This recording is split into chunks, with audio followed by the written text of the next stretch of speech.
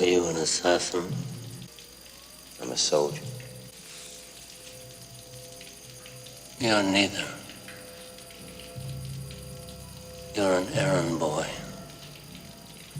sent by grocery clerks to collect a bill. Yeah, he didn't really like his lines. He kind of just would say whatever he wanted, and people were like, well, Marlon Brando's in the movie, so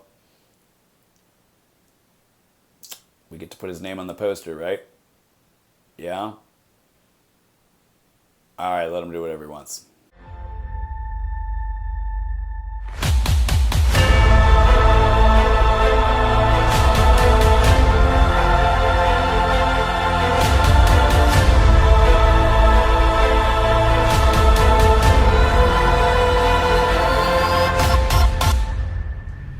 We're home.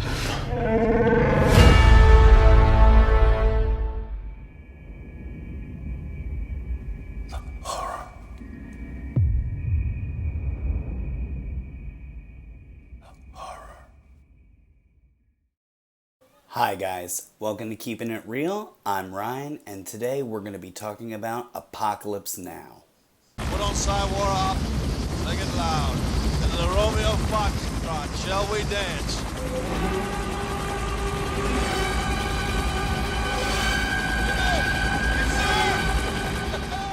There are some fantastical scenes in this film, but this is not a combat film. This film is an atmospheric film.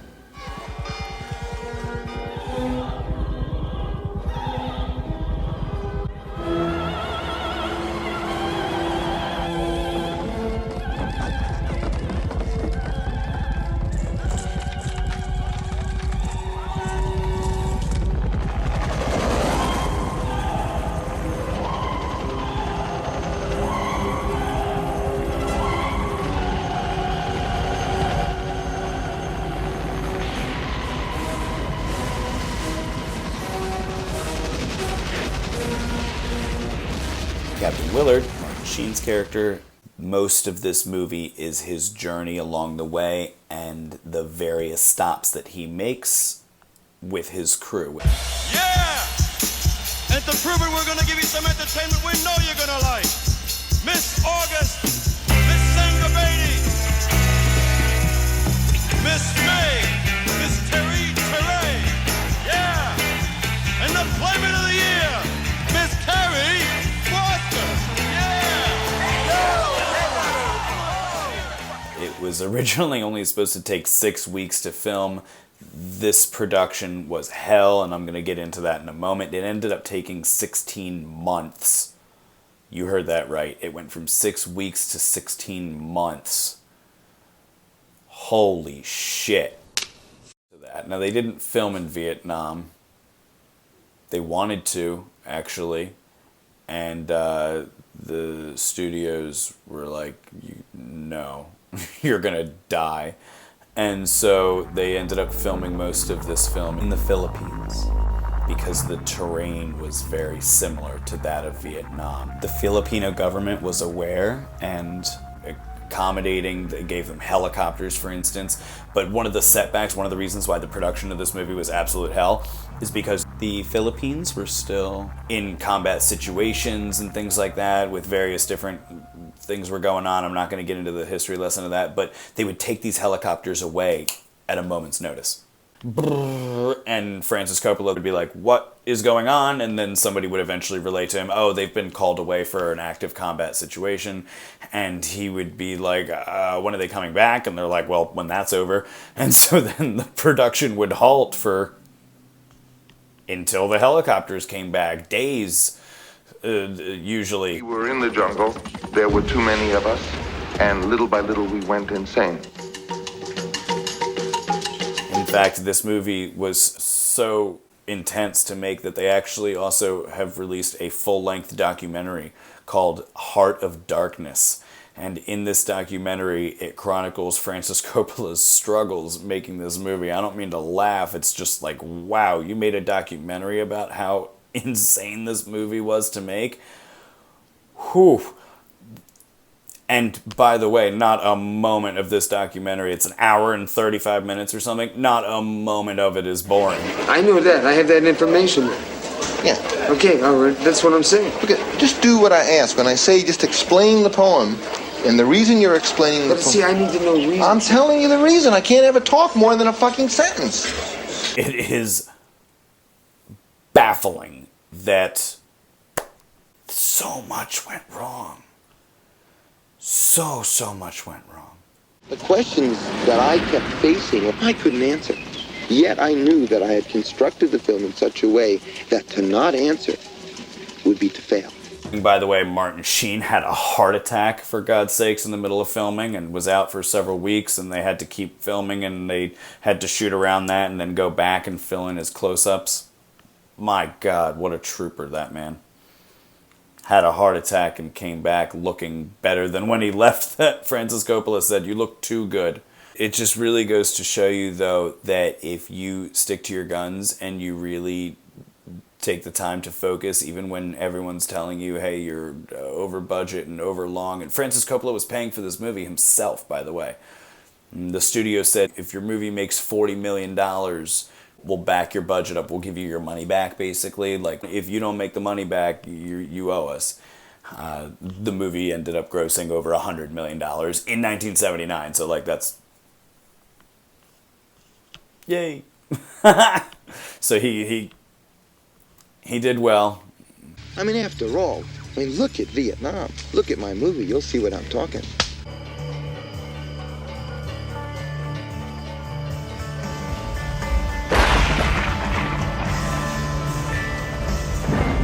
Wow, what a movie it is. They blew up real helicopters.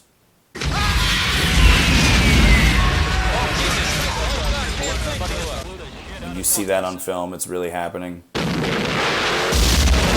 They were real explosions. They didn't have CGI.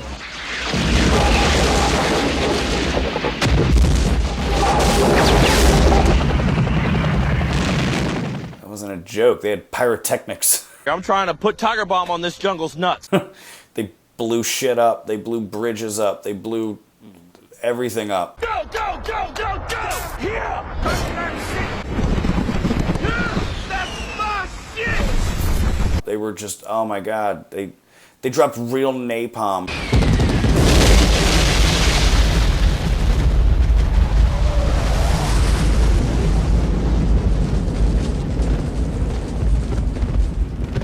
It's a really expensive explosion, but it looks really good and it's real. And then, of course, you get one of the most famous lines in all of cinematic history from Robert Duvall's character. I love the smell of napalm in the morning. There it is. It smells like victory. Robert Duvall was Oscar nominated for playing this very small role, but this guy was just absolutely insane, and yet is described as being somebody who had an aura around them to the point where you just knew that they were never going to get a scratch on him as long as they were in this war. And so that's how he is kind of set up, as just this like carefree guy who would wear a cowboy hat and made himself a target, didn't flinch at all when explosions are going off around him. There's a great scene where he's standing on the beach, he's got a rifle in his arm, and there's explosions going off because they are in an active war zone where there's shooting going on, and his men are doing all the right things. They're ducking down, they're taking cover, and there's explosions, and his men are, bang! People are trying to avoid it, and he's just... I think we gotta wait for the tide to come up. Hey, Lance, come here, look! Tide doesn't come in for 6 hours! He's totally out of his mind and in his own world. Okay, fellas, quit hiding!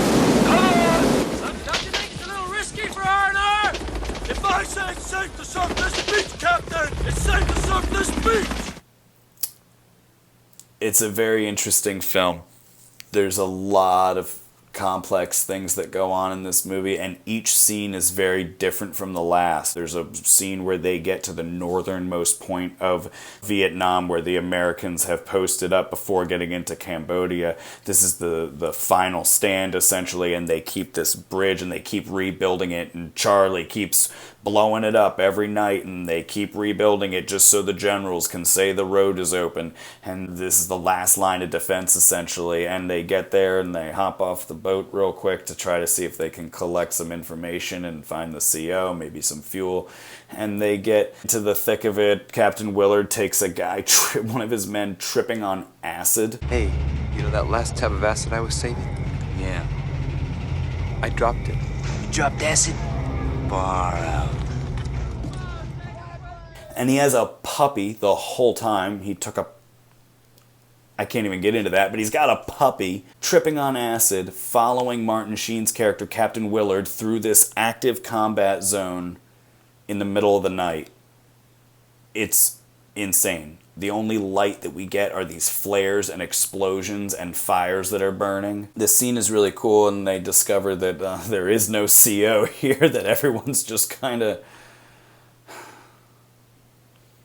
there. At one point, Captain Willard says, "Who's in command here?" And the man turns around and says, Ain't you?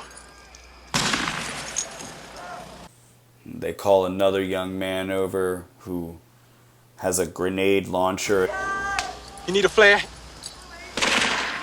No. He's close, man.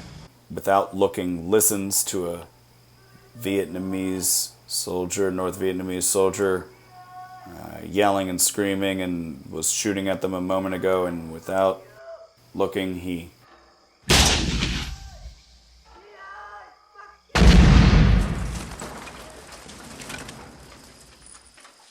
pretty impressive, but kind of scary at the same time that he's that good at it. And Captain Willard says to him, Hey, soldier.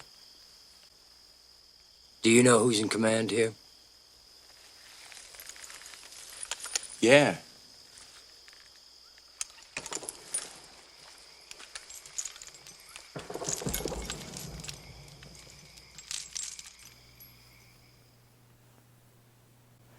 I can't even begin to unpack that. The psychological state of that young man. That's what this movie's about. The horror.